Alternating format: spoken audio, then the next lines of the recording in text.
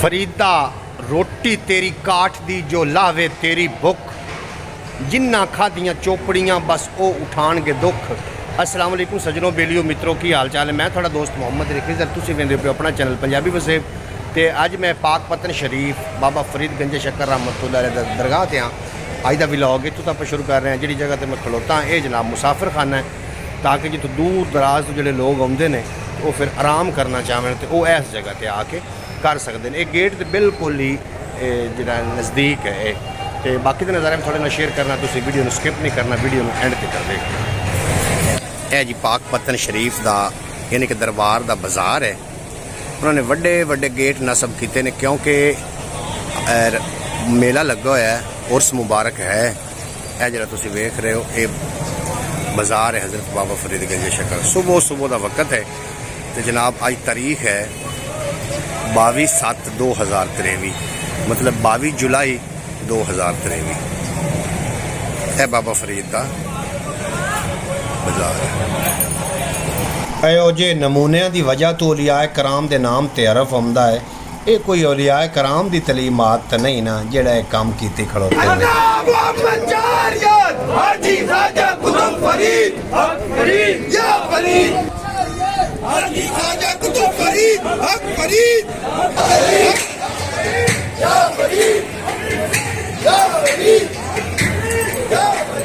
जेडे बच्चे दरस पढ़ते हैं उन्होंने जो टूर आते हैं वो इस तरीके औलियाए कराम की दरबार से आते हैं। सिर्फ पाकिस्तान तो ही नहीं, हिंदुस्तान तो, कराची तो और पूरी दुनिया तो इतने लोग अकीदतमंद लोग तशरीफ लैके आते हैं और बाबा फरीद गंज शक्कर रहमतुल्लाह अलैह की हाज़री वास्ते तशरीफ ले आते हैं।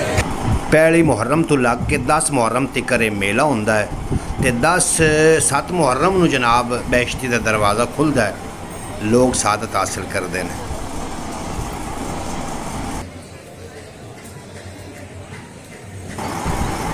हज़रत साबिर करियर रहमतुल्लाह अलैह दी चिल्ला गाह है, जिन्हां दा मज़ार पाक हिंदुस्तान के अंदर मौजूद है। यह जी तुम मस्जिद वेख रहे हो, हज़रत बाबा फरीद गंज शक्कर रहमतुल्लाह अलैह दी मस्जिद है और बहुत ही खूबसूरत है।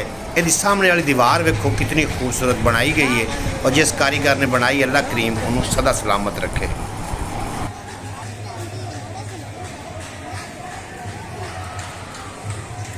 जुत्ती रखने वाले ने 10 रुपए का बोर्ड ला के 20 रुपए वसूल कर रहे हैं।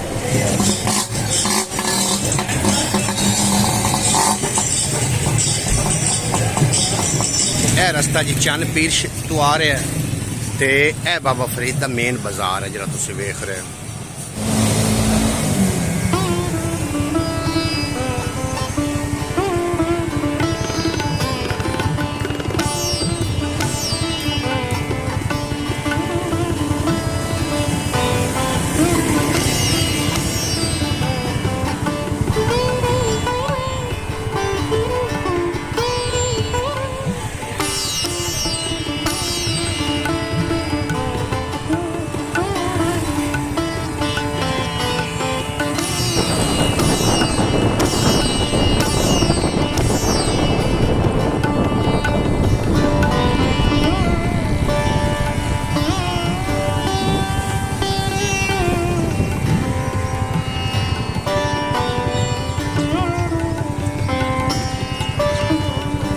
बिल आखिर मैं जनाब जमाल चौक पहुंच गया है। जमाल चौक है जी तुम सड़क नज़र आ रही, दीपालपुर पीछे जा रहे।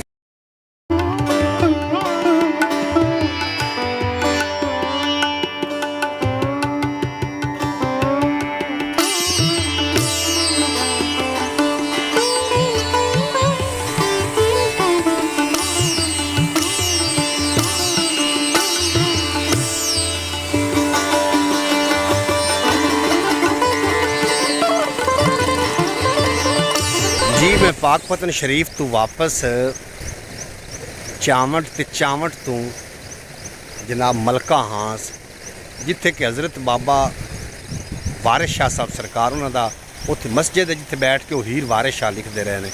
और पिछले दिनों मैं उत्थों लंघिया, जो तुम यह वेख रहे हो, जो स्वीडन के कुरान की बेहुरमती हुई तो जो जलूस आ उस जलूस ना मैं शामिल होया। वो मलका हांस की सरजमीन है।